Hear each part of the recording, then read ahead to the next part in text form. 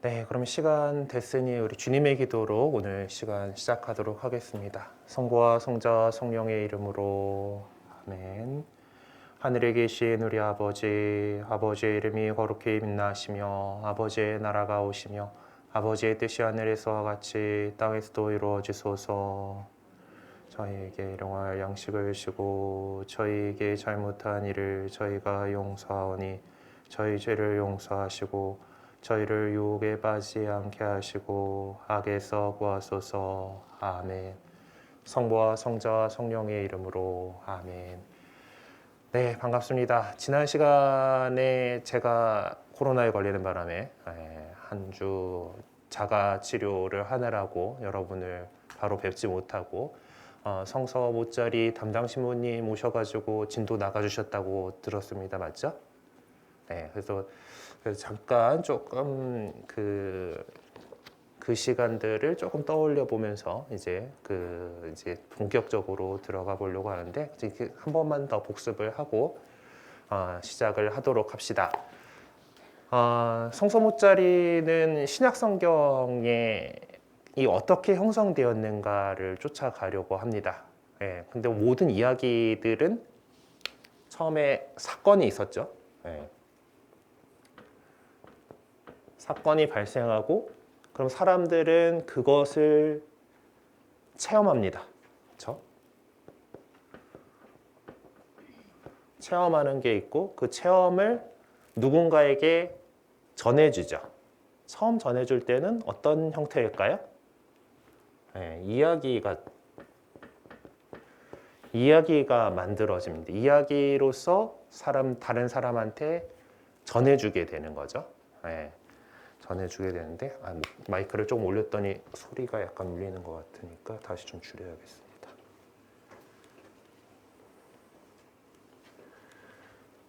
제가 목소리를 크게 해서 커버를 하도록 할게요. 자, 이야기를 해줘요. 사람들이 이제 옛날에 이런 일이 있었어라고 이야기를 해주는데 이게 또 하다 보면은 여러 가지 판본들이 생기죠. 왜냐하면 그거는 각자의 그 이야기를 전해주는 사람의 각자의 의도에 따라서 이야기가 바뀌어요. 네, 우리 책에도 보면은 이제 광주 민주화 사건을 가지고 광주 민주화 운동이라는 한 사건을 가지고서 그것이 어떻게 전해지는가를 가지고 설명을 하는데 거기다 보면 언론사들도 여러 가지 각자의 논조에 따라서 그것을 설명하죠. 이야기를 설명하는 것도 누구든지 자기가 체험했던 것들 아니면 그 체험을 전해받은 것들 이야기를 전하는 과정 안에서 자신의 목적에 맞게끔 이게 이야기가 형성이 됩니다. 그런 이야기들이 있고 그리고 그런 이야기들을 이제 시간이 지나면 누군가 그걸 기록하려고 하죠. 예, 그래서 기록이라고 표현합시다. 기록을 하게 되는데 그 기록한 것은 이제 우리에게 지금 우리 같은 경우는 옛날에 어떤 사건들에 대해서 알게 되는 것은 그 기록을 보는 거죠. 자, 지금 우리가 성경에 대해서 이야기를 하는 데 있어서 우리에게 주어져 있는 것은 기록된 이 책입니다. 문자라고 하는 인간이 발명한 훌륭한 발명품을 가지고서 종이와 어떤 이 책이라고 하는 형태의 이 제본이라고 하는 놀라운 기술을 가지고서 우리에게 지식이 전해졌는데 그 기록된 거예요. 그러니까 이야기들이 수집돼가지고 이미 그 상황에 맞춰서 수집된 이야기들이 기록된 것을 우리가 봅니다. 그리고 심지어 우리는 그 처음 기록된 것에서 번역까지 된 것을 보고 있죠. 그래서 성경의 이야기가 우리에게 오기까지는 이런 과정을 거쳐갑니다. 그럼 우리가 지금 갖고 있는 또 요 단계에 있는 지금 우리가 갖고 있는 자료들 속에서 그럼 이게 어떻게 이야기되었고 어떤 체험을 가졌을까 그럼 어떤 사건이 있었을까를 갖다가 살펴가려고 하는 것이 우리 성서 모짜리가 갖고 있는 그런 방법이라고 할 수 있겠습니다. 그래서 우리는 이제 가장 먼저 성경에 있는 신약 성경에 있는 여러 가지 책들, 우리 기록들 가운데에서 이런 좀 그 당시를 엿볼 수 있는 그런 가능성이 제일 높아 보이는 그런 이야기들이 담겨 있는 사도신경을 먼저 보려고 합니다. 사도신경이 사도행전. 사도행전에 있는 그 이야기들을 이렇게 들여다 보도록 하죠. 그래서 오늘은 이제 그 44쪽의 사도행전의 요약문에 대한 연구를 이제 살펴보도록 하겠습니다. 자, 사도행전은 누가 썼는가? 네, 우리는 이제 세 번째 복음서의 저자인 루카라는 사람을 이 복음 그 사도행전의 저자로 이렇게 보고 있죠. 왜냐하면 시작할 때 존경하는 테오스필로스님하고 나가는 그런 것들이 동일합니다. 동일한 저자의 작품으로 확실히 여기고 있어요. 그래서 이 루카는 사도행전에서 이제 이 사도들이 어떻게 복음을 전하게 됐는가에 대한 내용이기 때문에 예루살렘에 있던 초대 교회의 모습을 우리에게 전해주고 있습니다. 성령 강림이 있었고 그 사건을 통해서 예루살렘에 형성된 초대교회의 모습을 이제 사도행전 안에 그 어떻게 이 사람들이 지냈다라고 하는 것을 전해주고 있어요. 그리고 그 모습은 지금 우리가 보기에 대단히 이상적인 모습입니다. 그래서 우리 그리스도인들 가운데에서 이제 그 이상에 가까운 삶을 살아보려고 노력하는 사람들이 수도자들이죠. 철저하게 그리스도인의 삶을 살겠다라고 하는 데에서 이제 그 초대교회 공동체가 이렇게 했다라고 하는 그런 것들을 살려고 애쓰고 있습니다. 그래서 이 모습들이 사도행전 안에 보면은 한 세 군데, 세 번에 걸쳐서 이것을 전해주고 있다라고 해요. 그래서 가장 완벽한 복음 공동체의 모습을 보여주고 있고, 보여주는 것인데, 이제 그 당시 사람들이 생각하던 것, 그때 그냥 그렇게 성령에 힘입어서 그렇게 했는데, 지금 우리가 볼 때는 되게 이상적인, 아이디얼한 그런 거다라고 생각을 하게 되죠. 그래서 루카는 이 사도행전 2장 42절에서 47절, 4장 32절에서 35절, 5장 12절에서 16절을 통해서 초기교회 공동체의 삶이 얼마나 복음에 충실한 삶이었는지를 보여주려고 하고, 그래서 이 책에서는 그걸 갖다가 그러니까 사도행전은 그 사도들이 어떻게 복음을 전하고 교회를 세워갔는가에 대한 내용이기 때문에 그것의 어떤 가장 핵심 요약문이라고 이렇게 사도 요약문이라고 이렇게 그 칭하기로 합니다. 그래서 지금 여기서 뭐 사도행전의 요약문에 관한 연구라고 하는데 이제 초대교회의 어떤 삶의 모습을 담고 있는 그런 요약문이다라고 하는 거예요. 그래서 이 사실 뭐 초대교회 공동체라고 해서 뭐 그들도 사람 사는 부족한 인간들이 모여 있는 데다 보니까 뭐 그런 이야기도 나오잖아요. 그 이제 다 내놓고 뭐 이렇게 살았다 그러는데 누가 좀 그 슬쩍 좀 빼놓고 있다가 죽었다더라라는 뭐 이런 그 사건들도 전해지고 있긴 합니다만은 뭐 그 사람만 그랬겠습니까? 우리 또 다 부족한 인간들이다 보니까 그러긴 했을 텐데 그렇지만은 어떻게든 그 복음적인 공동체 정말 이상에 해당하는 그 공동체를 살아가려고 노력을 했을 겁니다. 그러니까 그것을 보여주는 것이 사도행전을 통해서 그것을 보여주는 것이 루카의 의도였다라고 이렇게 볼 수가 있고 그래서 그것들을 한번 연구 분석해 보면서 사도들이 중심이 되어서 형성된 예루살렘의 그리스도 공동체가 과연 믿음의 삶을 어떻게 실천적으로 살았고 또 그리스도의 본질적 사명인 복음 선포를 어떻게 수행을 했었는가를 한번 찾아볼 수 있을 거라고 믿고 그거를 해보려고 해요. 뭐 우리가 또 신앙인으로서 살아가는 데 있어서 정말 저렇게 가야 돼라고 하는 어떤 그런 이정표가 되는 그런 것이기 때문에 한번 보도록 합시다. 우리 책에는 보면은 이제 그 세 개의 요양문에 대한 공관적인 비교라고 하면서 네 칸이 있죠. 네. 근데 왜냐면은 2장 42절에서 47절에 나오는 그거를 좀 두 개로 구분을 해 보았기 때문에 그렇게 되어 있는 것 같습니다. 자, 그럼 여기 보면은 이제 그 쭉 이렇게 놓고 이렇게 보고 있는데 이제 옆에 이제 제일 첫 번째 거 보면은 사도들의 가르침이 있었다라는 이야기가 있죠. 이거는 두 개의 본문에서 사도들은 뭐 가르침을 받고 증언하였고 하면서 이렇게 가르침이 있었다. 그리고 두 번째 특징으로 나오는 것이 형제적인 친교를 이루었다라고 하는 부분들을 여러 이제 곳에서 찾을 수가 있고, 세 번째로는 빵을 떼어 나눴다. 이 빵을 떼어 나누다라고 하는 이것은 성체성사를 가리키는 그 특징적인 표현입니다. 그래서 지금 우리는 그 영성체를 하기 위해서 그 빵을 열심히 쪼개서 다 이렇게 나누지는 않죠.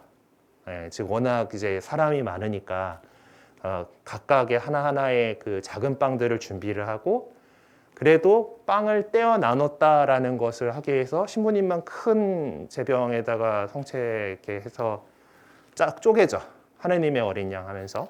이제 그런 것처럼 이 빵을 쪼개다라고 하는 행위 자체가 이 성체성사에서 되게 중요한 행위였기 때문에 이 초대 교회 공동체에 대한 설명 안에서 이 빵을 떼어 나눔이라고 하는 그런 명칭으로 사용을 합니다. 자, 그리고 기도하고 그리고 성전에 가서 기도했다. 이제 그 성전 출입에 대한 내용.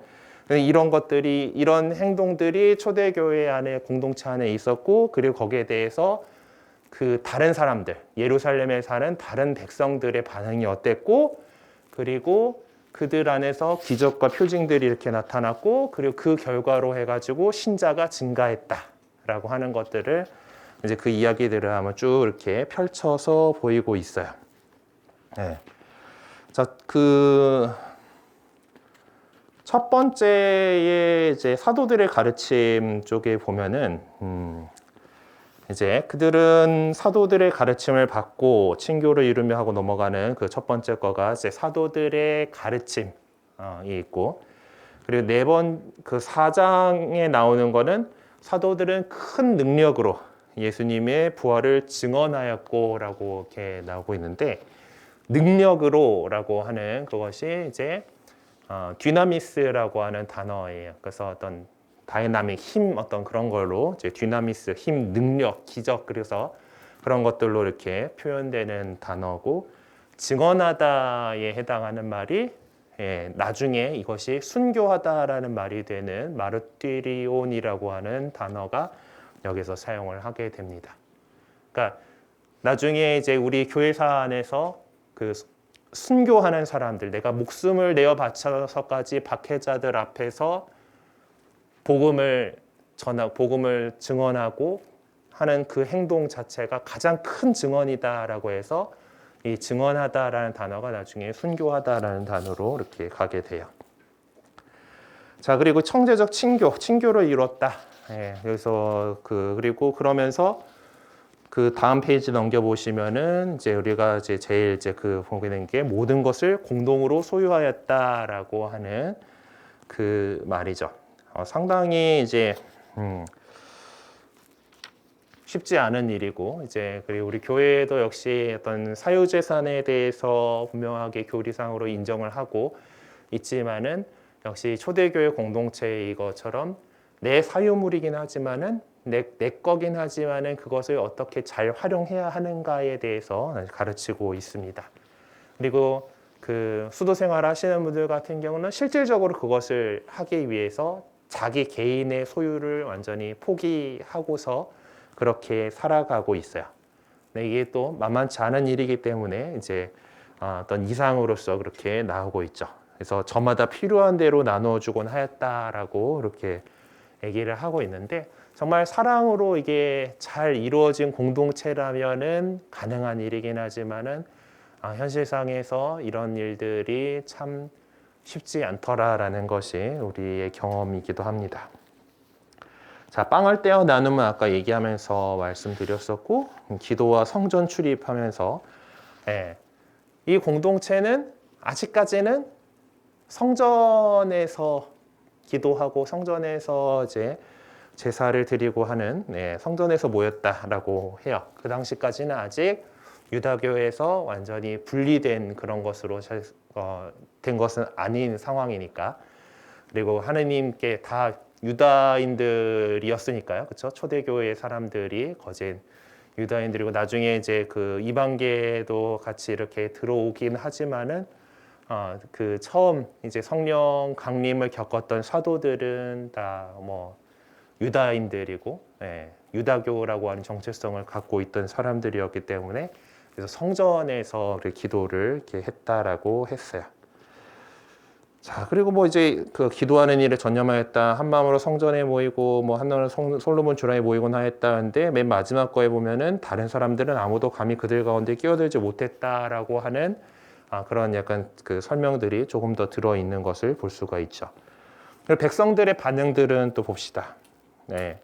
처음 그것에서 보면은 저마다 두려움에 사로잡혔다라고 하는 거. 이거 제일 첫 번째 이제 성령 강림이 있고 베드로의 그 성령 강림을 통해서 베드로가 설교를 하고 나서 이제 사람들이 이렇게 모여서 첫 공동체의 모습에 대해서 이야기를 하는 것에서 나오는 거라서 아마 거기 있기 때문에 이제 두려움에 사로잡혔다라고 하는데, 그러니까 두려움이 어머 무서워하고 이제 그러는 것이 아니라 정말 그 하느님의 그런 힘이 느껴진다라는 것에 있어서 경외하는 그런 마음일 겁니다. 그래서 그것이 연결돼 가지고 호감을 얻었다라고 하는 그런 것들. 그래서 맨 마지막 것들 네 번째 칸에 보면은 존경한다라고 하는 그런 말로서 이제 표현이 되는 것 같아요. 그리고 이제 사도들을 통해서 많은 표징과 이적이 일어났다라고 이제 기적과 표징이 있었고, 그리고 그 결과에서 하느님께서는 구원받은 이들을 보태어 주셨다. 남녀 신자들의 무리가 더 늘어났다라고 이제 그 초대교회의 그 모습들을 우리에게 전해주고 있습니다.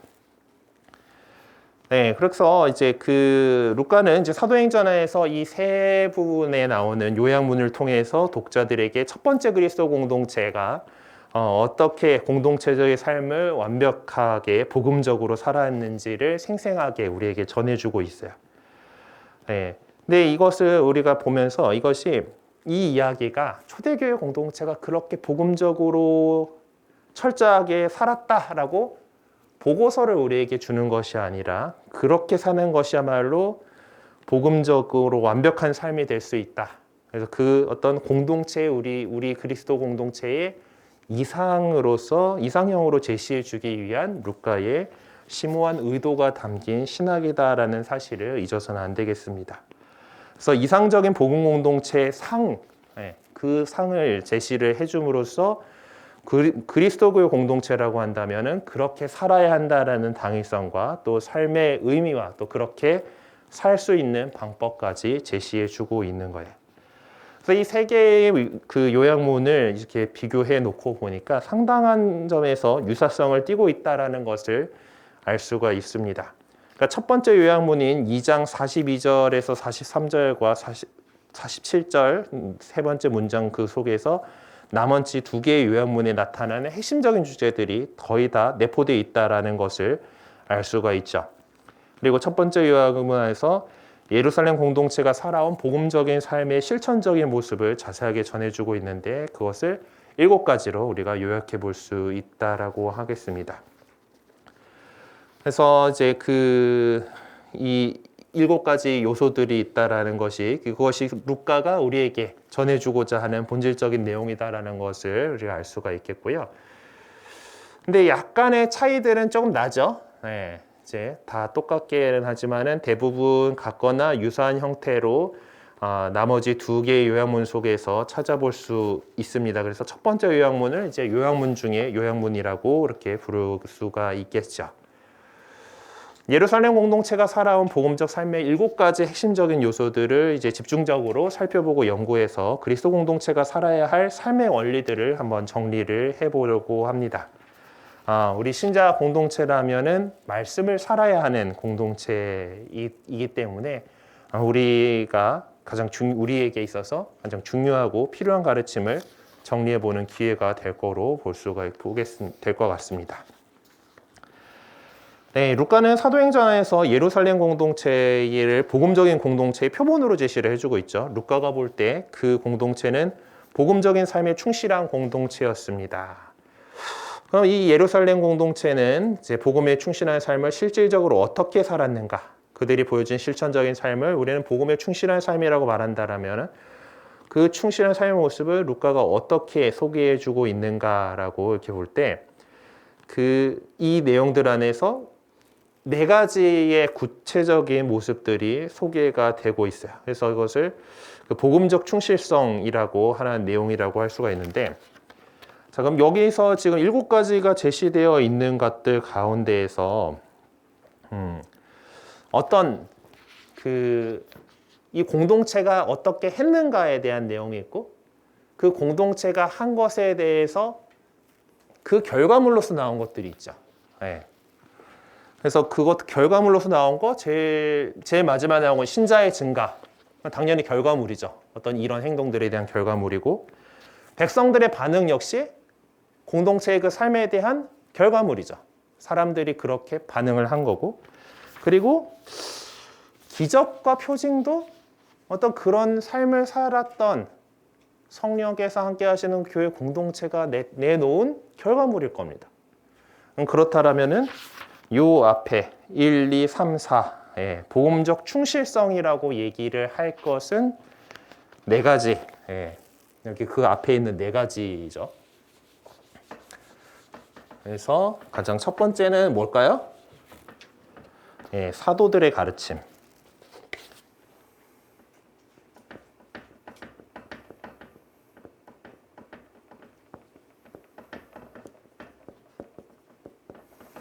그럼 두 번째는 형제인 친교죠.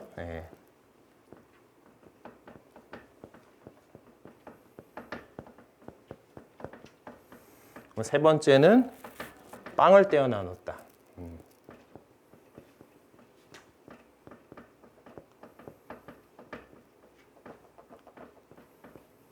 그리고 4번째는 기도하고 성전에 출입했다.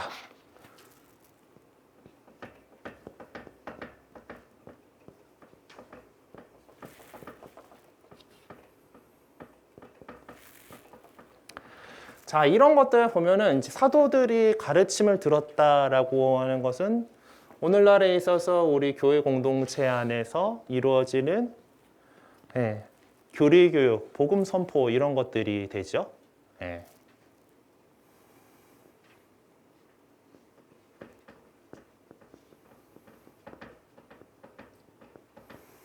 자, 그리고 이제 이거 청자적인 친교들은 뭐 여전히 지금도 이제 사람들 사이에 친교를 나누는, 그리고 빵을 떼어 나누는 것은 지금에 있어서 우리에게 전례로 나오죠. 그리고 기도하고 성전에 모이는 것, 빵을 떼어 나눔을 이것도 전례고 얘도 전례네. 기도하고 성전에 모이는 것도 같이 전례로 봐야 되고, 이렇게 구분해 봅시다. 형제적인 친교 안에서도 빵을 떼어 나눔이라고 하는 것을 이제 어떤 전례적인 요소로도 볼 수 있겠고, 약간의 이제 같이 이제 보면은 식사를 같이 하고 하는 것들이 이렇게 나오기도 하죠. 여기서는 조금 더 전례적인 의미로 볼 수 있지만은 역시 친교와 봉사를 같이 볼 수 있을 것 같습니다.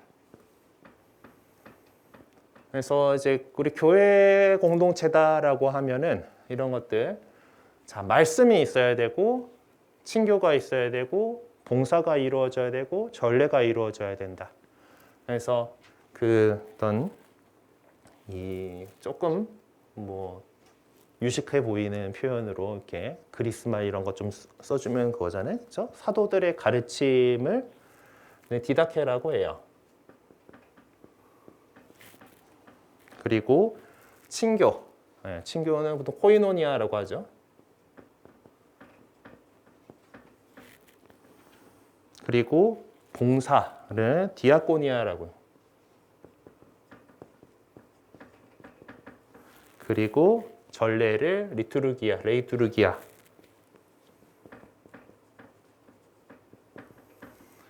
디다케, 코이노니아, 디아코니아, 레이투르기아라고 하는 이 그 네 가지 요소들이 그리스도 공동체라고 하면은, 그리스도의 공동체라고 하더라면은 꼭 필요한 필수 요소들이라고 할 수가 있죠.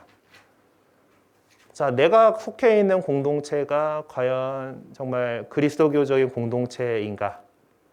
맨날 이 친교만 이루려고 하는가? 이 안에 아니면 어쩌면 봉사하는 데만 맞들여가지고 봉사만 하고 있는가? 어떤 말씀에 대해서 연구하고 교리에 대해서 연구하려 공부를 하려고 하는가? 전례에는 잘 참여하고 기도 생활을 하는가? 이 요소들에서 우리 공동체가 정말 하느님 뜻에 맞는 공동체인가? 그것을 우리는 생각을 해볼 수가 있습니다. 디다케, 코이노니아, 디아코니아, 레이투르기아 뭐 이렇게 뭐 하지만은 하여튼 가르침, 친교, 봉사, 전례 이렇게 이 요소들을 우리가 좀 기억을 해 두셨으면 좋겠습니다.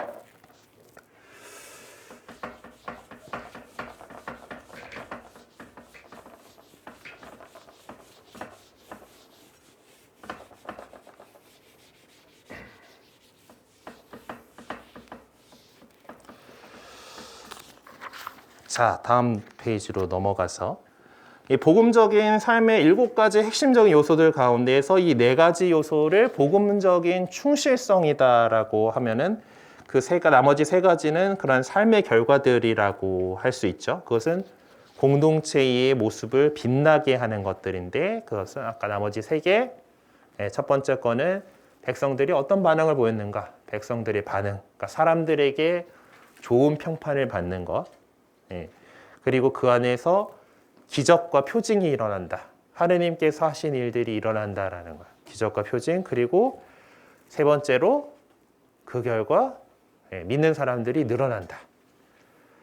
자, 우리가 이제 그 많이 빠지기 쉬운 것 중에 하나가 숫자.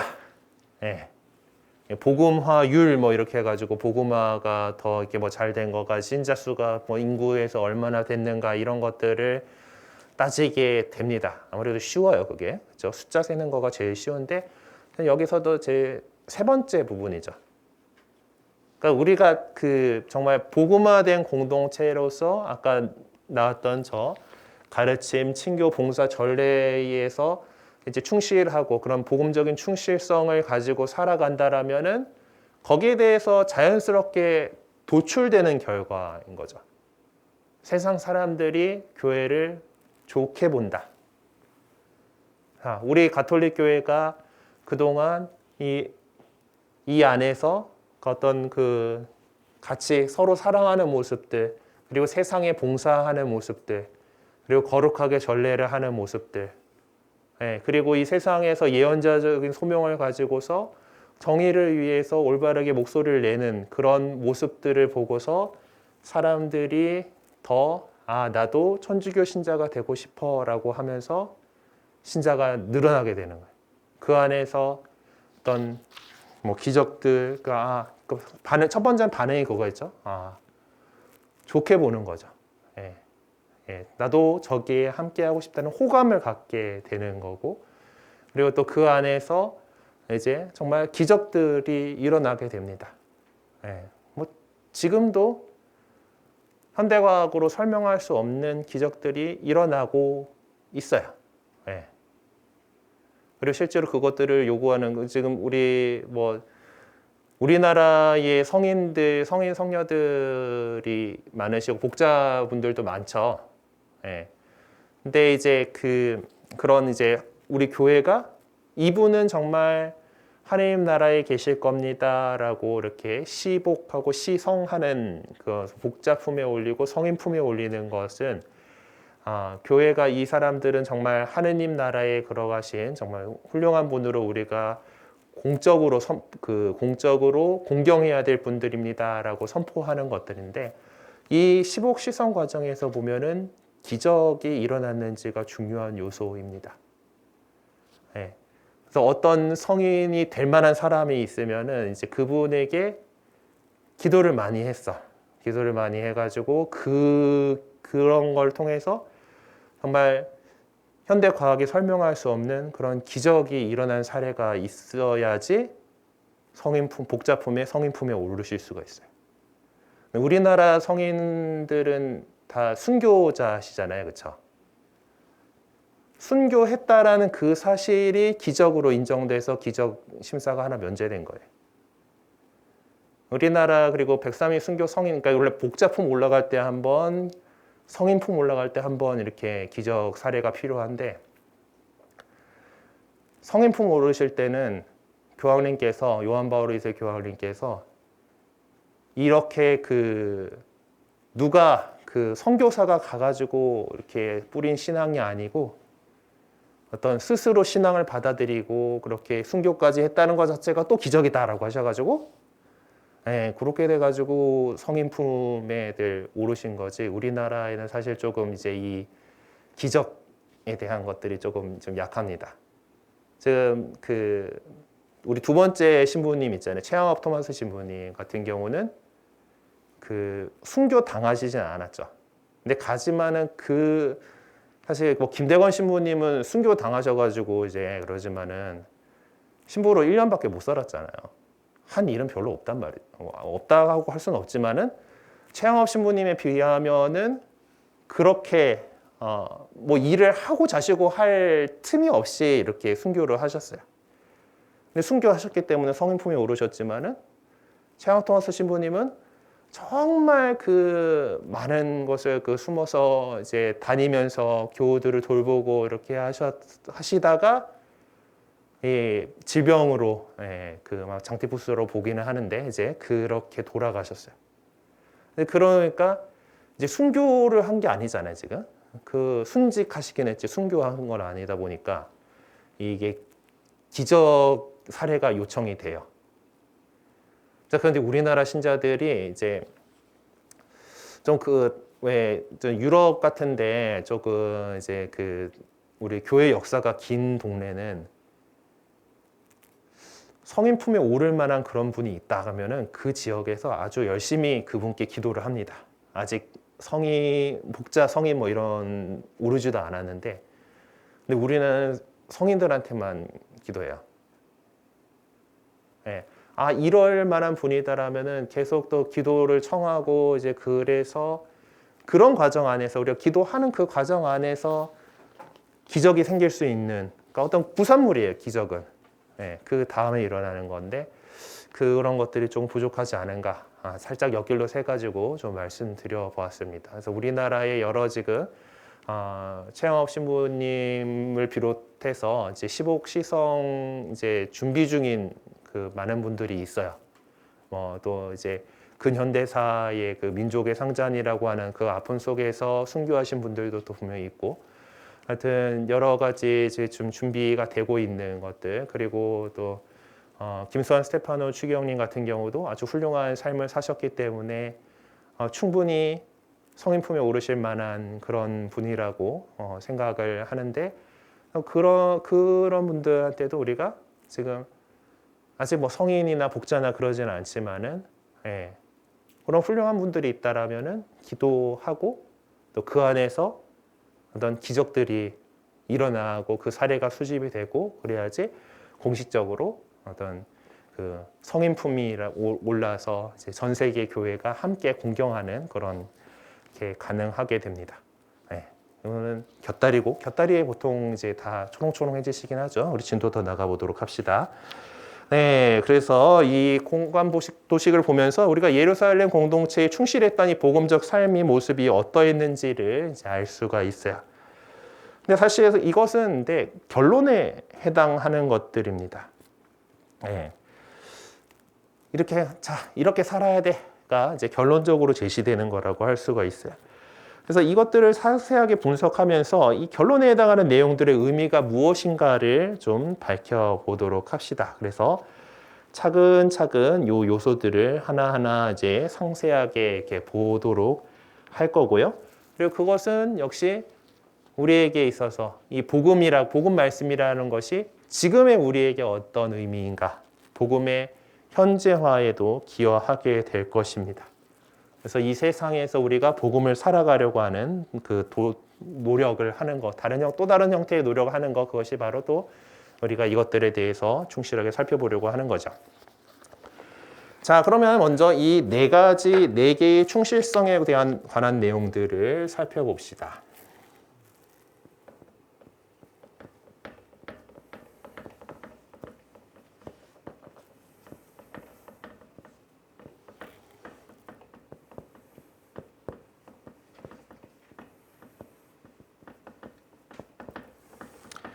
자, 첫 번째는 사도들의 가르침입니다. 그렇죠? 네, 이 디다케 가르침. 자, 여기에서 이제 사용하는 그리스 용어 디다케인데요. 네, 그리고 이것은 근데 이 단어는 이 사도행전 1장에서 12장, 그러니까 그 초대교회의 모습을 다룬 그 앞쪽 부분에서 사도행전의 뒷부분은 바오로 사도 이야기잖아요, 주로.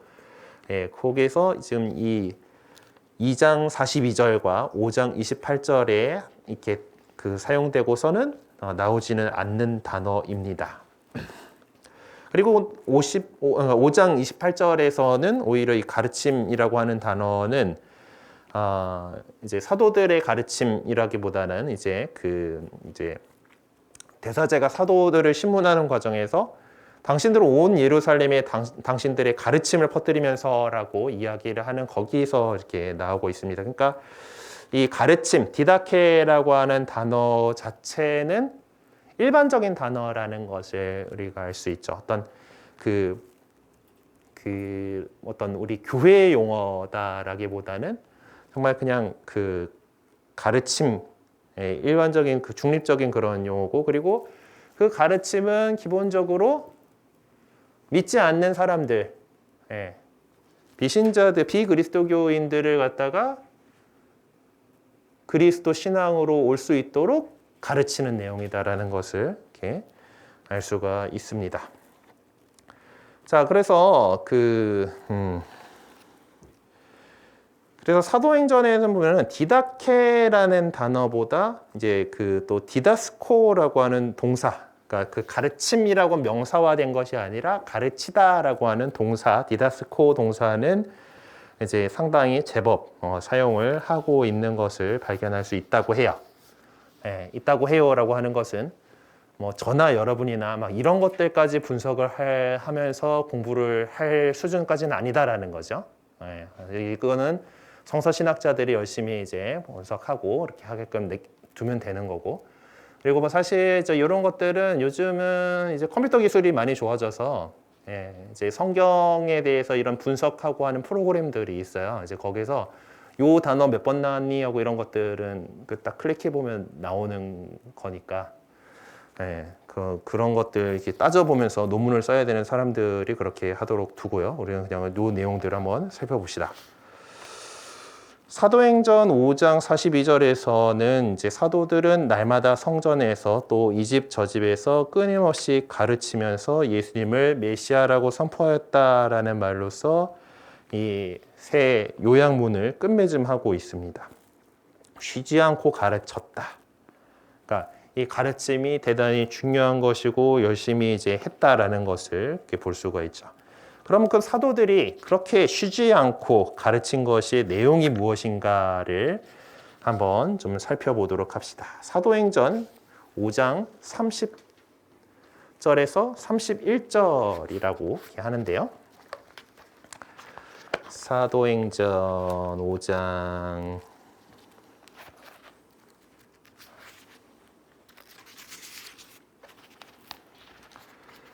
자 이제 그 최고위회에서 베드로와 사도들이 증언하는 거죠. 이제 그 사람에게 순종하는 것보다는 하나님께 순종하는 것이 더욱 마땅합니다라고 하면서 시작되는 30절에 우리 조상들의 하느님께서는 여러분이 나무에 매달아 죽인 예수님을 다시 일으키셨습니다. 그리고 하느님께서는 그분을 영도자와 구원자로 삼아 당신의 오른쪽에 들어 올리시어 이스라엘 잘 안 넘어가니 이스라엘이 회개하고 죄를 용서받게 하셨습니다라고 하는 증언이에요. 그래서 이것들을 살펴보게 되면은 자, 30절 이게 세 가지 지금 포인트가 나온다고 1, 2, 3하고 표시가 되어 있는데 첫 번째 내용은 하느님께서는 여러분이 나무에 매달아 죽인 예수님을 다시 일으키셨습니다.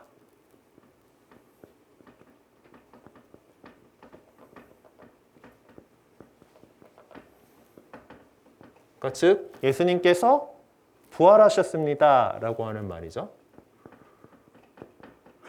그러니까 부활에 대해서 이야기를 하고 있어요. 자, 그 다음에 있는 것은 부활 다시 일으키셨습니다. 그리고 하느님께서는 그분을 영도자와 구원자로 삼아서 당신의 오른쪽에 들어 올리시어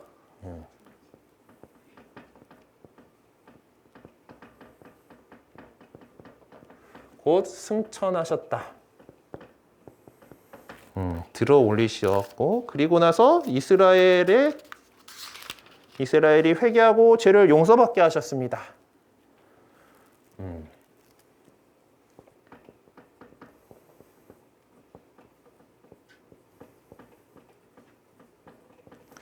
자, 회개하고 죄를 받으면 뭘 받죠? 네, 구원받죠. 10원에서 1원 모자르는 구원받습니다. 네, 구원을 우리가 받는다. 그래서 결국 중요한 포인트 부활, 승천, 구원 이렇게 볼 수가 있겠습니다. 요거에 따라서 한번 이게 좀 시간 되시면은 그 본문도 한번 옆에다가 쭉 적어놔 보시면 좋지 않을까 싶습니다. 자, 예수님을 메시아로 선포하였다라는 사도행전 5장 42절은 복음 선포의 내용이 무엇인지를 분명하게 밝혀줍니다. 케리그마라고 일컬어지는 이 복음 선포의 가장 핵심적이고 본질적인 내용은 베드로가 행한 오순절 설교, 그러니까 사도행전 2장 14절에서 41절을 통해서 자세하게 소개되는데요. 그것은 아마 이제 사도들이 쉬지 않고 가르친 내용과 다르지 않을 겁니다. 그래서 베드로의 오순절 설교 속에 담겨 있는 복음 선포의 핵심적인 내용들을 다시 정리해 보는 것은 우리 신앙의 현주소를 재차 확인하가는 행위가 된다는 점에서 매우 중요하고 필요한 행위가 아닐 수가 없습니다라고 하면서 이 그 복음의 핵심적인 내용이 무엇인지를 네 가지로 한번 정리해 보라고 이렇게 되어 있죠. 자, 일단 그러면은 오순절 설교의 본문을 한번 봐야겠죠. 사도행전 2장 14절로 가봅시다. 상당히 길긴 한데. 자, 그때 베드로가 11사도와 함께 일어나 목소리를 높여 그들에게 말하였다. 유다인들과 모든 예루살렘 주민 여러분, 여러분은 이 사실을 알아야 됩니다. 내 말을 귀담아 들으십시오. 지금은 아침 9시입니다. 그러니 이 사람들은 여러분이 생각하듯이 취하지 않았습니다. 이 일은 요엘 예언자를 통하여 하신 말씀대로 된 것입니다. 하나님께서 말씀하신다. 마지막 날에 나는 모든 사람에게 내 영을 부어주리라. 그리하여 너희 아들, 딸은 예언을 하고 너희 젊은이들은 환시를 보며 너희 노인들은 꿈을 꾸리라. 그날에 나의 남종과 여종들에게도 내 영을 부어주리니 그들도 예언을 하리라. 또 나는 위로 하늘에서는 이적들을 아래로 땅에서는 표징들을 일으키리니 곧 피와 불과 짙은 연기다. 그 크고 찬란한 주님의 날이 오기 전에 해는 어둠으로 달은 피로 바뀌리라. 그때 주님의 이름을 받들어 부르는 이는 모두 구원을 받으리라. 이스라엘인 여러분, 이 말을 들으십시오. 여러분도 알다시피 나자렛 사람 예수님은 하느님께서 여러 기적과 이적과 표징으로 여러분에게 확인해 주신 분이십니다. 하느님께서 그분을 통하여 여러분 가운데에서 그것들을 일으키셨습니다. 하느님께서 미리 정하신 계획과 예지에 따라 여러분에게 넘겨주신 그분을 여러분은 무법자들의 손을 빌려 십자가에 못 박아 죽였습니다. 그러나 하느님께서는 그분을 죽음의 고통에서 풀어 다시 살리셨습니다. 그분께서는 죽음에 사로잡혀 계실 수가 없었던 것입니다. 그래서 다윗이 그분을 두고 이렇게 말합니다. 나 언제나 주님을 내 앞에 모시어 그분께서 내 오른쪽에 계시니 나는 흔들리지 않는다. 그러기에 내 마음은 기뻐하고 내 혀는 즐거워하였다. 내 육신마저 희망 속에 살리라. 당신께서 제 영혼을 저승에 내버려두지 않으시고 당신의 거룩한 이에게 죽음의 날을 아니 보게 하실 것이기 때문입니다. 당신은 저에게 생명의 길을 가르쳐 주신 분, 당신 면전에서 저를 기쁨으로 가득 채우실 것입니다. 형제 여러분, 나는 다윗 조상에 관하여 여러분에게 자신 있게 말할 수 있습니다. 그는 죽어 묻혔고 그의 무덤은 오늘날까지 우리 가운데에 남아 있습니다. 그는 예언자였고 또 자기 몸의 소생 가운데서 한 사람을 자기 왕좌에 앉혀주시겠다고 하나님께서 맹세하신 사실을 알고 있었습니다. 그래서 그리스도의 부활을 예견하여 그분은 저승에 버려지지 않으시고 그분의 육신은 죽음의 나라를 보지 않았다라고 하고 말하였습니다. 이 예수님을 하나님께서 다시 살리셨고 우리는 모두 그 증인입니다. 하나님의 오른쪽으로 들어 올려주신 그분께서는 약속된 성령을 아버지에게서 받으신 다음 여러분이 지금 보고 듣는 것처럼 그 성령을 부어주셨습니다. 다윗은 하늘에 올라가지 못하였지만 그 자신이 이렇게 말합니다. 주님께서 내 주님께 말씀하셨다. 내 오른쪽에 앉아라. 내가 너희 원수들을 내 발판으로 삼을 때까지. 그러므로 이스라엘 온 집안은 분명히 알아두십시오. 하나님께서는 여러분이 십자가에 못 박은 예수님을 주님과 메시아로 삼으셨습니다. 라고 하는 것이 이제 베드로 사도의 오순절 설교이지요. 자, 그러면 핵심적인 내용. 계속해서 이제 듣게 되시겠지만은 오순절에 성령을 받고 나서 이 사도들이 선포한 핵심적인 내용은 예수님께서 그 십자가에 못 박혀 돌아가신 예수님을 하나님께서 다시 일으키셨습니다라는 이거예요. 예. 십자가이신 예수님께서 부활하셨습니다. 가장 큰 그것을 부활을 체험했던 사도들에게 있어서 제자들에게 있어서 가장 전해야 될 기쁜 소식이 바로 그거죠. 자, 그래서 이 핵심적인 내용들, 이것들에서 좀 핵심적인 내용들을 어떤 걸 볼 수가 있을까 하면은 예수님에 대한 이야기를 하는데 그 예수님이 어떤 분이셨는가를 이제 이야기를 하잖아요. 그래서 그걸 네 가지로 정리를 해보라라고 이렇게 되어 있는데 그래서 처음으로 이렇게 보는 것은 22절에 나오는 이 말씀일 것 같아요. 나자렛 사람 예수님은 하나님께서 여러 기적과 이적과 표징으로 여러분에게 확인해 주신 분이십니다. 그러니까 예수님께서 예루살렘에 입성하기 전에 그리고 예루살렘에 입성하셔가지고 살아계시던 그 동안에 공생활하시던 그 동안에 사람들은 저 사람을 하느님의 사람이다라고 인식을 했어요. 왜냐하면은 그분에게서 정말 권위 있는 말씀이시고 그 사람이 명령하니까 마귀들이 나가고, 죽었던 사람이 일으켜나고, 병자가 깨끗해지고, 이런 표징들, 여러 기적과 이적과 표징으로 그것이 확인됐다라고 먼저 얘기를 합니다. 대단한 일을 했다라고 하는 것은 사람들이 알고 있어요. 그 당시 사람들은. 그래서 예수님께서 생전에 어떤 사명을 수행하셨는가. 그래서 첫 번째 칸에다가는 이제 그 22절에 나자렛 사람 예수님은 하나님께서 여러 기적과 이적과 표징으로 여러분에게 확인해 주신 분이십니다라는 말을 적어 두시면 좋을 것 같습니다. 그러면 일단 그걸 요약을 하면은 1. 예수님 생전에 사명 수행이라고 제목을 달아보죠. 그리고 그 다음 두 번째는 계속해서 나오지만은 부활하셨습니다. 그래서 그래서 이제 그 23절에 보면은 십자가에 못 박아 죽였습니다. 사역하실 수 없었습니다 하고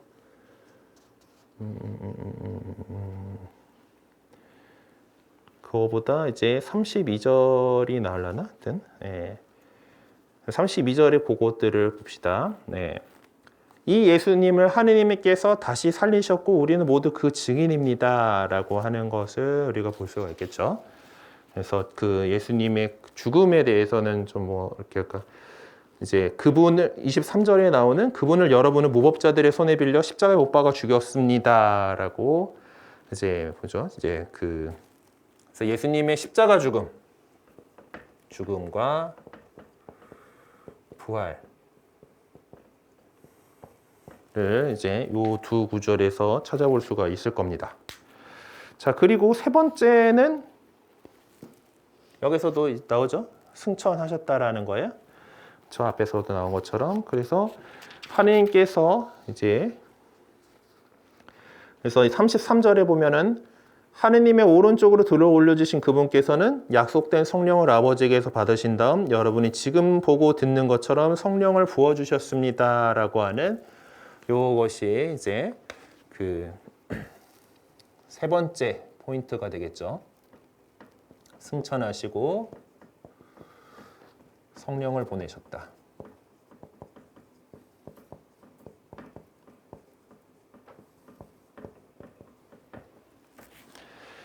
자, 그리고 그러면은 이런 상황들 안에서 뭘 해야 되느냐가 네 번째 포인트일 겁니다. 자, 그래서 그거는 사실 조금 더 이제 진행이 돼서 이제 그 베드로가 마지막으로 얘기하는 말이 있죠. 그러니까 이 이야기들을 이제 쫙 듣고 나서 사람들이 이제 형제 여러분 우리는 어떻게 해야 합니까? 라고 묻습니다. 37절에. 그래서 베드로가 그들에게 말하였다. 회개하십시오. 그러면 저마다 예수 그리스도의 이름으로 세례를 받아 여러분의 죄를 용서받으십시오. 그러면 성령을 선물로 받을 것입니다. 이 약속은 여러분과 여러분의 자손들과 더 멀리 있는 모든 이들, 곧 주 우리 하느님께서 부르시는 모든 이에게 해당됩니다라고 이렇게 하고 또 많은 증거를 들어서 간곡히 이야기하면서 여러분은 이 타락한 세대로부터 자신을 구원하십시오라고 타일렀다라고 하고 사람들이 세례를 받았죠. 즉, 네 번째 포인트는 회개하고 이제 세례를 받아라.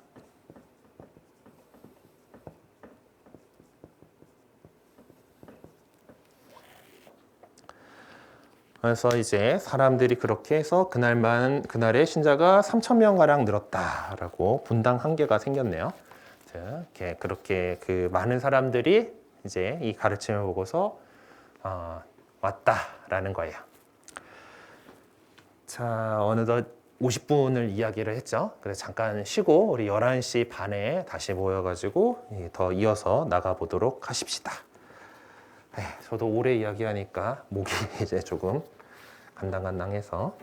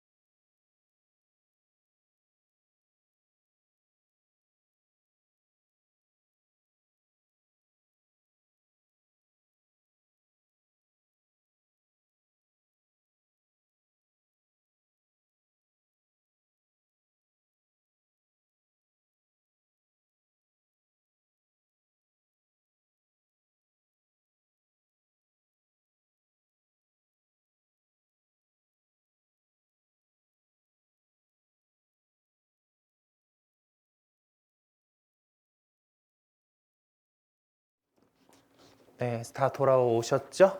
네. 그러면은 두 번째 시간 이어서 나가보도록 하겠습니다. 두 번째 시간이긴 한데 강의 시간으로 남은 거는 30분밖에 안 남았네요. 근데 보니까 진도 나가야지 했던 것보다 앞에서 너무 자세하게 이야기를 풀어버려가지고 뒤에 나가야 될 게 더 많은데 가는 데까지 가보고 또 다음 주에 이어서 나가보도록 하겠습니다. 53페이지로 돌아갈게요. 네. 그래서 이제 사도행전 2장 42절과 5장 42절을 비교해 보면서 이제 우리는 루카가 가르침과 복음 선포, 가르침에 해당하는 단어는 디다케이고 여기서 선포에 해당하는 캐리그마라는 겁니다. 캐리그마라는 말을 들어보신 기억이 있으실지 모르겠는데 어쨌든 그 복음에 대해서 선포한다라는 거, 선포하는 거, 캐리그마. 가르침, 디다케, 캐리그마의 어떤 이거를 좀 구분하려고 하는 게 아닌가라는 것을 이렇게 볼 수가 있어요. 예, 사도행전 5장 42절에서는 예수님을 메시아로 선포하였다고 캐리그마를 이렇게 했다라고 전해주지만 또 여기서 이루어진 복음 선포는 이제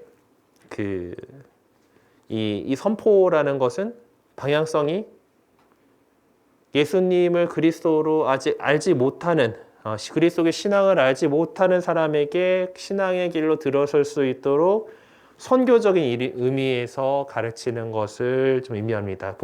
선교적인 복음 선포라고 이렇게 부를 수가 있겠고요. 네, 앞에 있는 2장 42절에 나오는 것은 그들은 사도들의 가르침을 받고 뭐 기도에 전념했다라고 하는데 가르침을 받았다라는데 여기서 사도들의 가르침은 누구를 대상으로 합니까? 이미 그리스도교 신앙을 받아들인 사람들을 신자들을 대상으로 이렇게 하는 것이죠. 그래서 그 내용 자체는 다르지 않을 거예요. 크게 다르지 않을 거예요. 우리 신앙에 대한 이야기를 하는 거기 때문에 내용에 있어서는 결국 크게 다를 수는 없겠지만은 다를 수는 없는 거죠. 갑자기 막 얘기하면서 꼬이지 이렇게. 어쨌든 그렇지만은 그 대상은 분명히 다르다. 네. 아무것도 모르는 사람에게 신앙을 소개하는 것, 알려주는 것과 이미 신앙을 받아들인 사람의 그 신앙을 더 강화할 수 있도록 이렇게 해주는 것.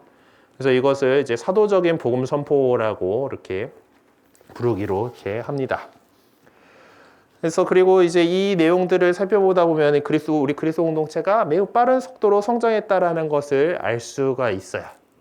그만큼 다양한 곳에서 온 사람들이 다양한 어떤 그 배경을 가지고서 그들이 그리스도 공동체의 구성원이 되고 단시간 내에 신자들의 양적인 팽창이 괄목할 정도로 신장하게 되었다는 것을 알 수가 있습니다.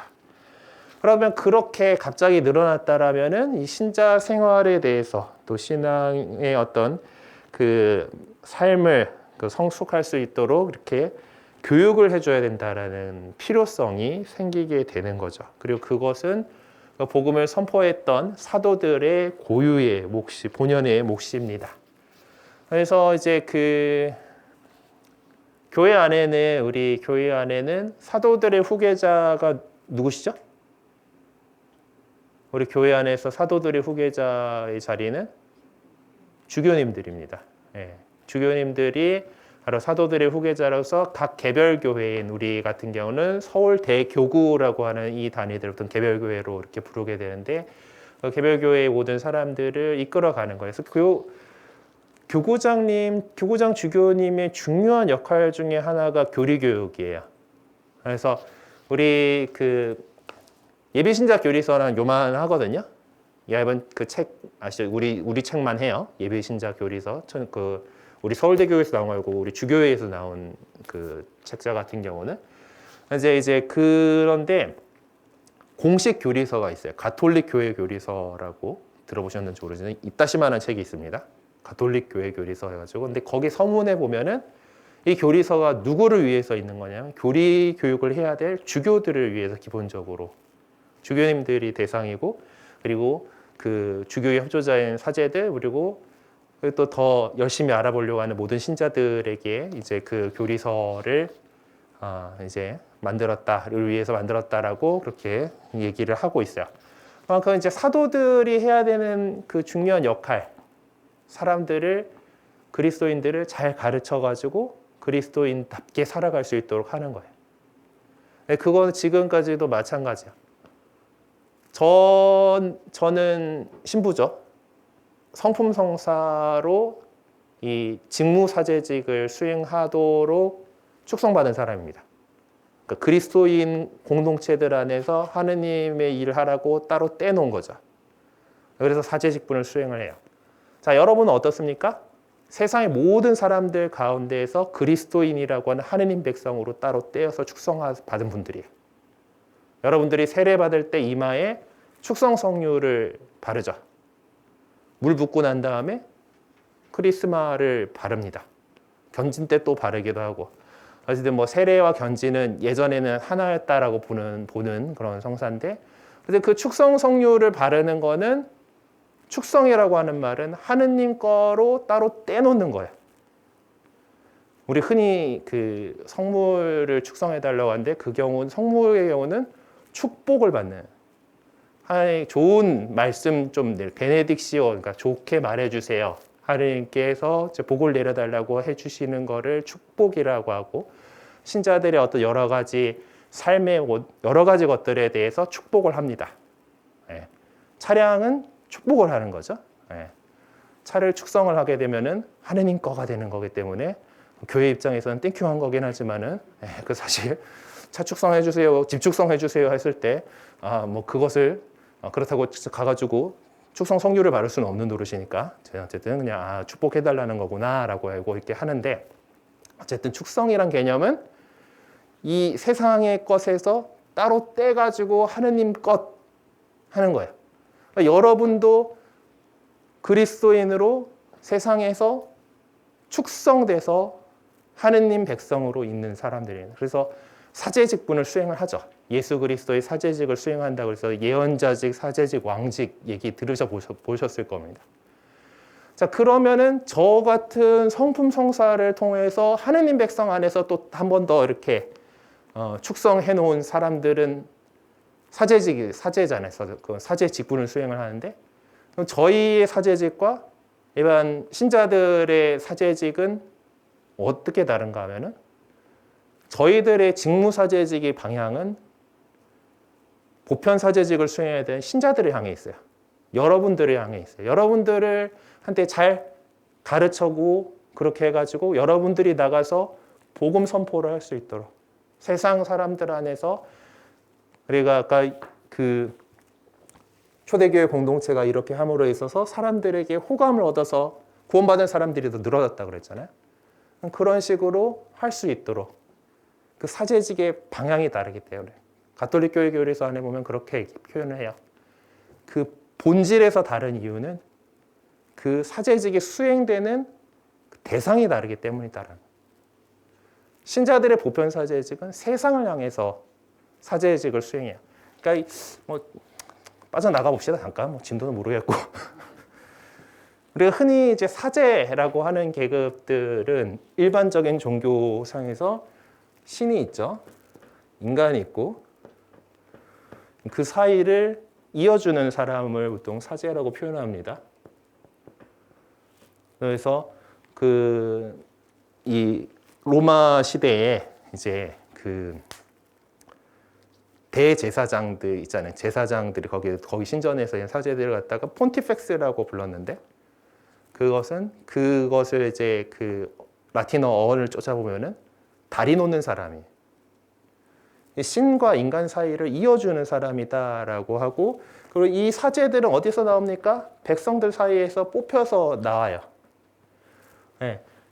이 구조가 마찬가지로 하느님이고 우리가 사제된 백성으로서 우리 그리스도인들이 온 세상을 위해서 이 하느님과 사람들을 이어주는 다리 놓는 사람인 사제직을 수행한다라는 것이 우리가 갖고 있는 거예요.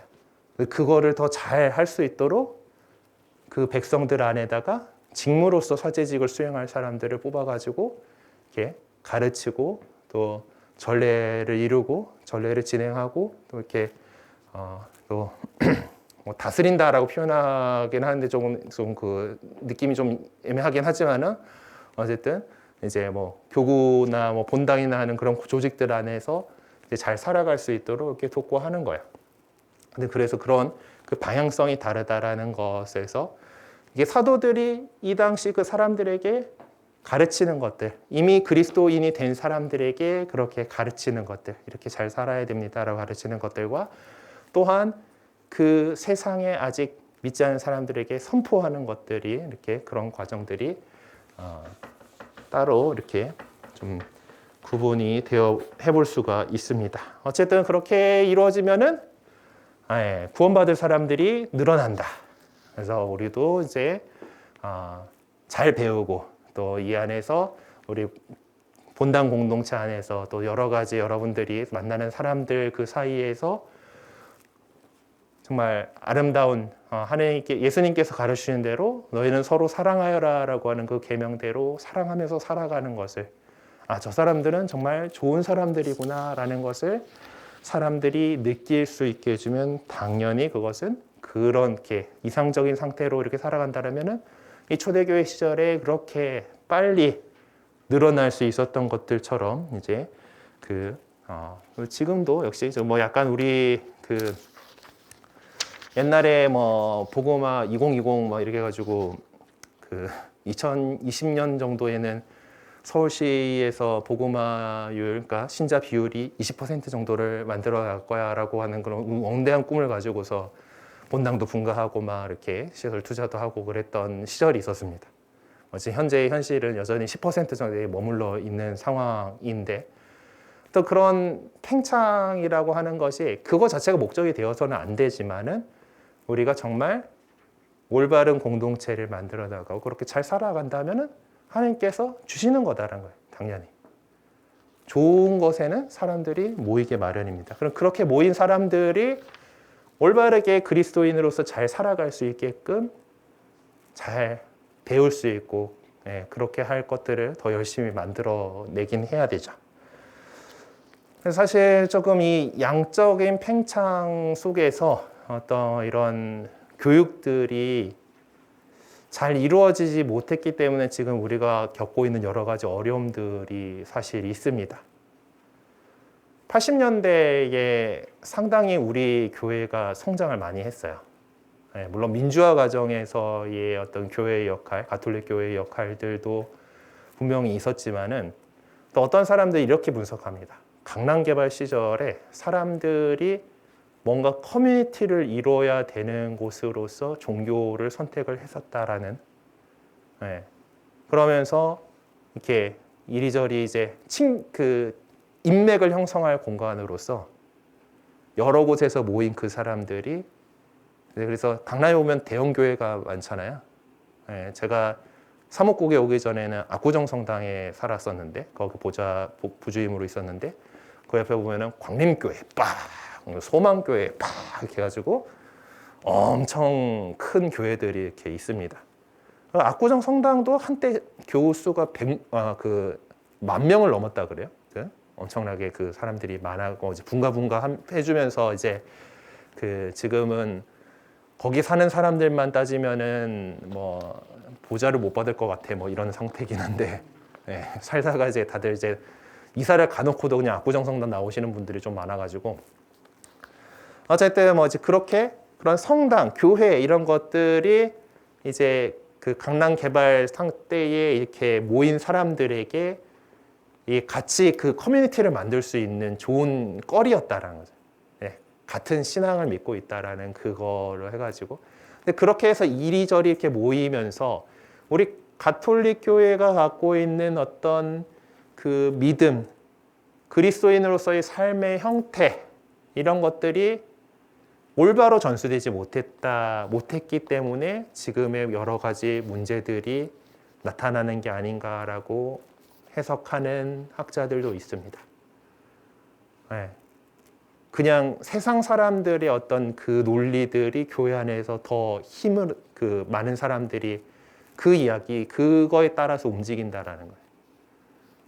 근데 과연 우리가 무엇을 어떻게 우리 그리스도인으로서 살아야 되는가를 생각을 한다라면은 그 좋은 표본은 우리가 지금 분석을 하고 있는 초대교회 공동체의 모습들을 어떻게 지금 오늘날에서 구현을 할 것인가 그것들을 계속 찾아가 봤으면 좋겠습니다.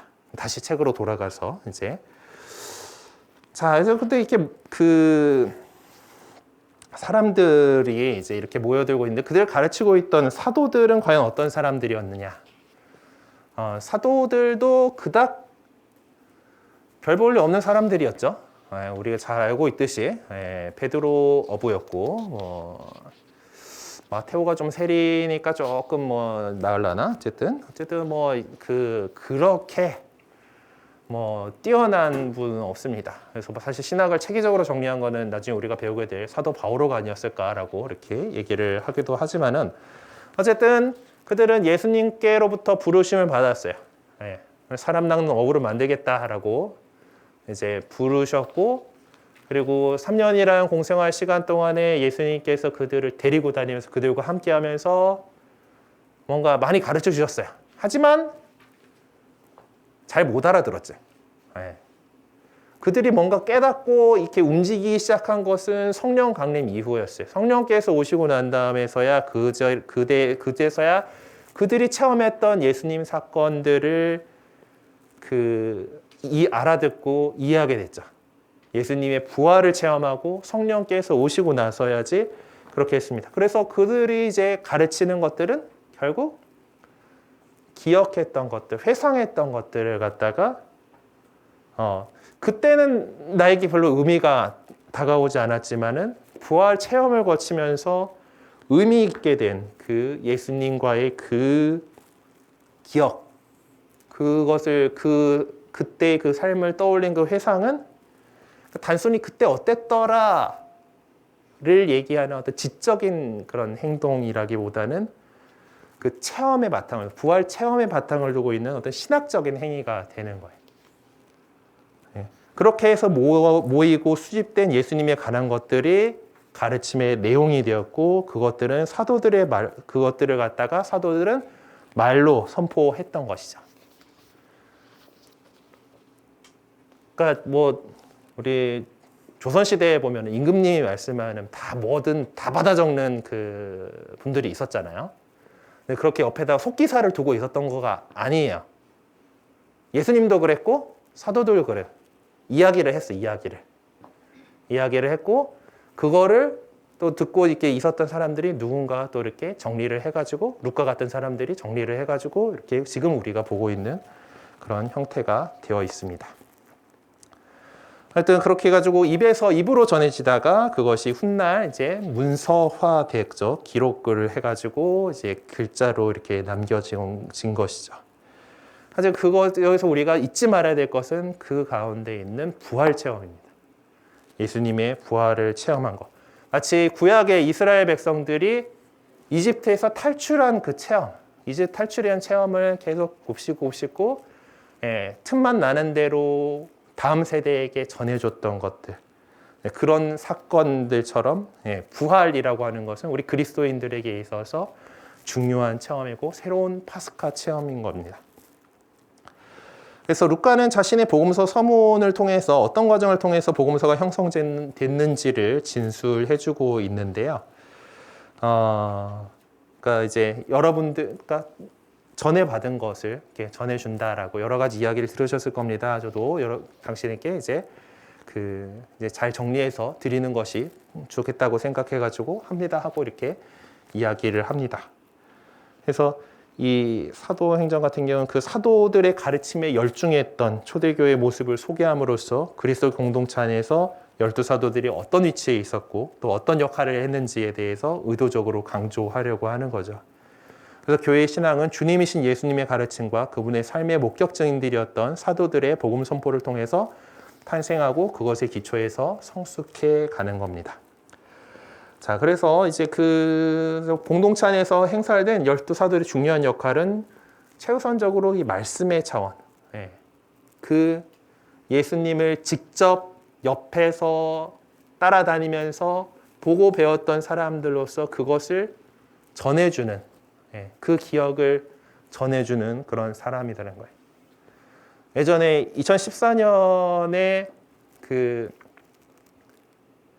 교황님께서 방한하셨었죠. 그때 오셔가지고 주교님들하고 만남하시는 것 가운데에서 이제 주교님들께 당부하셨던 내용이 기억을 지키는 사람이다라는 거예요. 여러분은 그 기억의 지킴이다라. 우리가 이제 그 사도들로부터 이어온 이 교회에 대한 그 예수 그리스도에 대한 그 기억을 계속해서 지켜나가고 전해주는 사람이다라는 것을, 그래서 그것을 통해서 우리 그리스도인들은 이제 예수님의 그것을 기억하고 기념하고 그것을 더 다른 사람들에게 전해줘서 선포하게 되는 그런 거죠. 이 가르침이라고 하는 이 부분에 대해서 우리는 이렇게 살펴볼 수가 있겠습니다. 친교가 상당히 양이 많은데 이제 두 번째 코이노니아로 넘어가는데요. 이 용어는 참 풍요로운 의미를 갖고 있습니다. 제가 어렸을 때 여러분들도 이제 겪어보셨을지 모르니까 옛날에는 캠프를 갔다가 괜히 이제 그 멋있게 부르려고 코이노니아 이렇게 부르던 적이 있어요. 중고등부 여름 캠프를 코이노니아 간다고 이제. 근데 그때는 저 뜻도 모르면서 코이노니아 이제 캠프 재밌는데 뭐 이렇게 느꼈는데 이제 이 그 어떤 형제적인 친교를 나눌 수 있는 공간으로서 이제 그렇게 청소년들이 교회 청소년들이 함께 모여가지고 이제 그 친교를 나누자라는 그런 의미에서 아마 이 단어를 이게 사용을 했던 것 같습니다. 그러니까 사실 이 용어가 지니는 모든 의미를 드러내줄 우리말 용어를 찾기가 어렵습니다.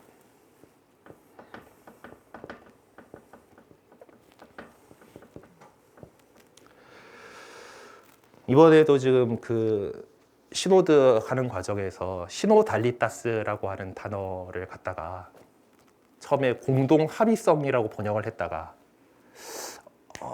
이게 다 뭐 꼭 합의를 봐야 될 것만 같은 그런 느낌적인 느낌이 들고 막 이러면서 그 단어의 그 뜻을 잘 살리지 못한다 해서 결국 그냥 시노달리타스라고 쓰기로 결정을 했잖아요. 그런 식으로 사실 이 코이노니아라고 하는 말을 친교라고 하는 걸로 딱 1대1로 매칭하기는 조금 어려운 부분들이 있는 그런 단어입니다. 원래 번역은 반역이다라고 이렇게 한 거가 있긴 하지만은 또 그런 전문 용어로서의 코이노니아라고 하는 것들이 있긴 하지만은 또한 우리는 언제나 이 번역을 해가지고 우리 말로 이걸 설명하려고 노력해야 되는 거는 또 사실이기는 해요. 그래서 이제 교회 안에서 친교라고 하는 단어, 특히 이제 성경하고 이제 이런 데서 있을 때는 이 코이노니아라고 하는 이것을 설명하려고 하는 거구나라고 생각을 해주시면 되겠어요. 네, 그냥 친교 막 이렇게 해가지고 우리 친교를 잘 나눠야 돼. 그러면 그래, 우리는 친교를 나누기 위해서 서로의 속을 알아보기 위해서 우리 술을 마셔야 되는구나 하는 그런 식으로 우리 생각이 잘 흘러가기 때문에. 그것이 그런 의미의 그냥 친하다 뭐 이런 거가 아니다라는 거 우리 한번 살펴보면서 찾아가 봅시다. 자, 그런데 이 친교 코이노니아라고 하는 이 용어는 사도행전 안에서 딱 한 번 2장 42절에서만 사용되고 있는데요. 뭐 이제 교회 용어 안에 대해서 계속 뭐 사용되니까 나름 이것들이 어떤 뜻을 우리에게 전해주려고 하는지를 여러 가지로 좀 정리를 해보면서 살펴보도록 합시다. 일단 사도행전 2장 42절에서는 친교를 이루며에 이어서 즉시 빵을 떼어 나누며라고 언급을 하고 있습니다. 그래서 현재의 문장 구조로 본다면 여기서 말하는 친교는 성체 성사적인 친교를 의미하는 것으로 보아야 하겠습니다.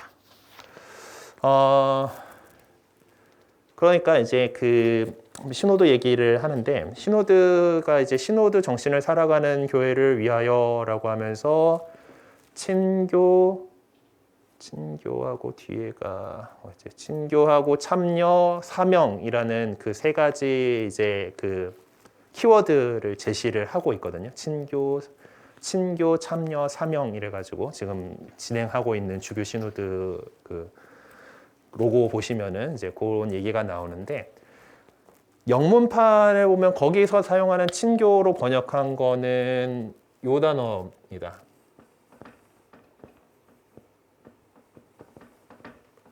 커뮤니온이라는 단어를 쓰고 있어요. 그러니까 아마 코이노니아도 좀 같은 그걸로 좀 비슷하게 생각할 수가 있는데 커뮤니온이라는 컴은 같이 뭔가 함께 이런 뜻이잖아요. 그렇죠? 영어 단어 앞쪽에 컴 이렇게 붙으면 뭔가 함께 이런 뜻이고 유니는 이제 라틴어 계열에서 하나. 예. 카드 게임 중에 원카드 하는 카드 게임 우노라는 카드 게임 있는데 그거 이탈리아로 하나 우노 우니 그리고 우리가 똑같은 그런 옷을 입는 것들 갖다가 유니폼이라 그러죠. 같은 하나의 형식이다. 폼 유니 그래서 하나가 된다라고 하는 그런 단어인데 커뮤니온이라고 하는 요 단어를 갖다가 영어 사전에 찾아보시면은 첫 번째 뜻이 영성체입니다.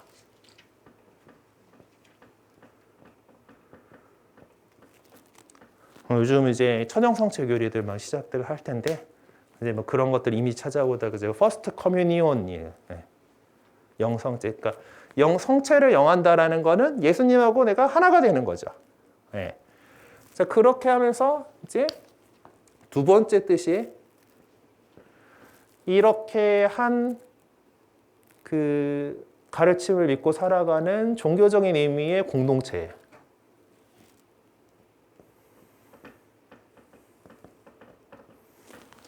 그러니까 일반적인 그냥 사회의 공동체라고 얘기하면은 이제 커뮤니티라는 단어가 있죠. 네. 요거 다르게 어떤 종교적인 그 안에서 공동체를 커뮤니온이라고 표현을 합니다. 이 친교를 이루는 사람들의 모임인 거예요. 그거는 뭐 이제 우리가 식구라고 표현하죠. 우리 그 가족들을 표현하는 것 중에 식구라고 표현하는 한솥밥을 먹는 사람들을 식구라고 표현을 하는데 그거 비슷한 개념이에요. 같은 빵을 나눠 먹는 사람들로서의 공동체. 네. 그래서 요거를 조금 생각을 하고 이야기를 풀어나가면은 조금 나을 것 같아 라고 생각을 했는데 우리 그럼 더 들어가지 말고 12시가 됐으니까 오늘 여기서 끝내도록 하겠습니다. 그래서 다음 주에 본격적으로 코이노니아에 대해서 좀 더 이렇게 진행을 해 가보도록 할게요. 혹시 질문하시고 싶으신 거 있으세요? 네. 그러면은 우리 12시가 되었으니까 마친 기도는 3종 기도로 같이 하도록 하겠습니다. 성부와 성자와 성령의 이름으로 아멘. 주님의 천사가 마리아께 아뢰니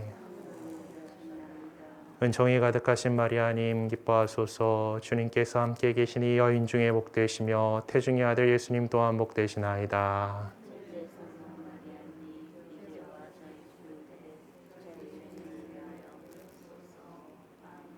주님의 종이오니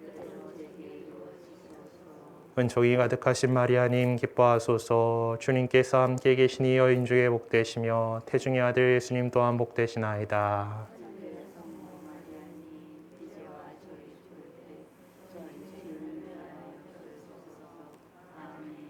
이의 말씀이 사람이 되시어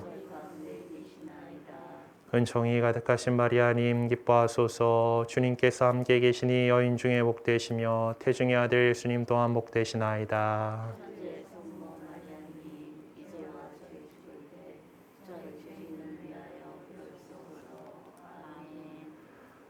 천주의 성모님 저희를 위하여 빌어주시어. 기도합시다. 하느님 천사의 아뢰므로 성자께서 사람이 되심을 알았으니 성자의 순한 부활자로 부활의 영광에 이르는 종을 저희에게 내려소서. 우리 주 그리스도를 통하여 비나이다. 아멘. 성부와 성자와 성령의 이름으로 아멘. 네, 수고하셨고요. 그 들어가시기 전에 이 말씀 나누기 갖고 계시죠? 네, 말씀 나누기 아마 첫째 주는 지난과에 하고 좀 관련이 있을 거라고 생각을 하고요. 그것들 안 하셨다면 해보고 둘째 주까지 한번 둘째 주니까 우리 식구는 서로를 잘 알고 있는가? 한맘 한몸의 공동체를 이루고 있는가? 안 되고 있다면 이유는 무엇이라고 생각하는가? 뭐 이런 여기 질문들 그리고 물질적으로 남을 도와야 할 이유가 무엇이라고 생각하는가 했는데 질문 내용들이 친교에 관련된 내용 같아요. 그래서 우리 그냥 첫째 주 거 하셨어요? 안 하셨죠? 네, 첫째 주 거를 오늘 한번 잠시 좀 이제 앉아서 생각해 보시면서 작성을 해 보셨으면 좋겠습니다. 원래 제일 좋은 거는 우리가 이걸 가지고 각자가 한 것들을 가지고 또 서로 이야기를 나누면서 더 이렇게 하면 좋겠는데 지금 뭐 코시국이다 보니까 좀 그 풍부함은 갖지 못하는 것이 조금 아쉽긴 합니다만은 개인적으로라도 한번 이 질문에 대해서 잠깐 성찰하고 답을 작성해 보시는 걸로 이렇게 하셨으면 좋겠습니다. 네, 그러면 강의는 여기서 마치도록 하겠습니다. 수고하셨습니다.